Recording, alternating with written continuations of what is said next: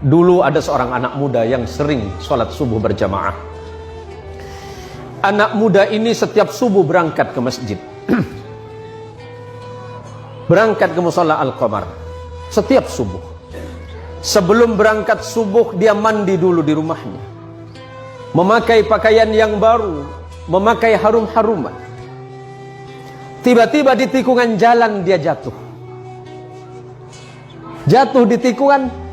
Apakah dia tidak melanjutkan perjalanan? Dia pulang ke rumahnya, mandi lagi, pakai baju baru lagi, memakai harum-haruman lagi, berangkat lagi ke masjid. Untuk kedua kalinya anak muda ini terjatuh di tempat yang sama. Apakah anak muda ini putus asa? Tidak. Anak muda ini balik lagi ke rumahnya. Dia berganti pakaian baru, mandi, berpakaian baru, dan pakai harum-haruman lagi. Dan ketiga kalinya dia berada di tikungan jalan di tempat dia jatuh semula dari pertama dan kedua kali. Tiba-tiba ada orang tua yang sedang memegang lampu.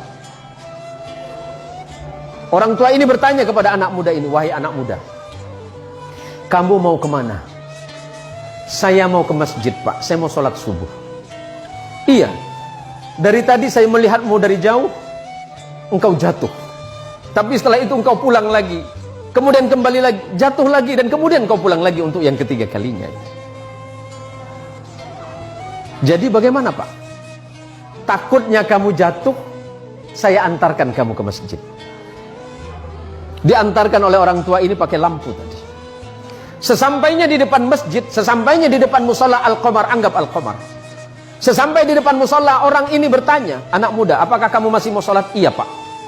"Apakah Bapak mau sholat dengan saya?" "Tidak." "Kenapa Bapak nggak mau sholat, cuma mengantarkan saya?" "Iya, karena memang tugas saya hanya ingin mengantarkanmu ke masjid ini." "Bapak kenapa nggak mau sholat?" Orang ini berkata, "Karena aku adalah syaitan." "Kenapa, Pak? Kok bisa?" "Iya. Hei anak muda, kamu tahu tidak yang menjatuhkanmu satu kali dan dua kali itu siapa? Itu saya."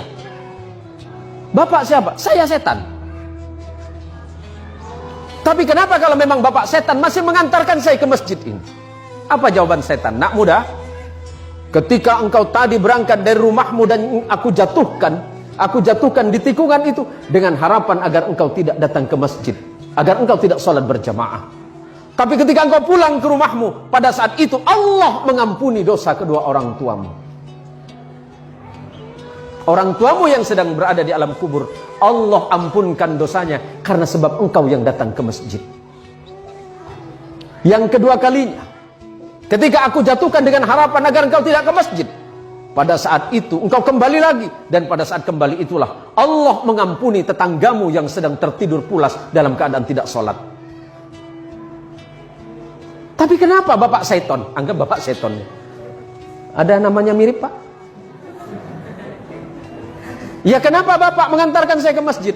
Kalau seandainya aku menjatuhkanmu ketiga kalinya dan tidak mengantarkanmu ke masjid, maka niscaya orang satu kampungmu itu diampuni dosanya oleh Allah karena sebab perbuatanmu." Masya Allah, anak muda yang datang ke masjid, anak muda yang datang ke mushola, apalagi kemudian datang ke mushola sebelum waktunya sholat, dia memperdengarkan adzannya, orang lain kemudian terbangun. Pada saat itulah Allah merasa sedang jatuh cinta kepadamu, hai anak muda. Kalau Allah sedang jatuh cinta kepadamu anak muda, apapun yang kau minta, Allah merasa malu jika tidak mengabulkannya.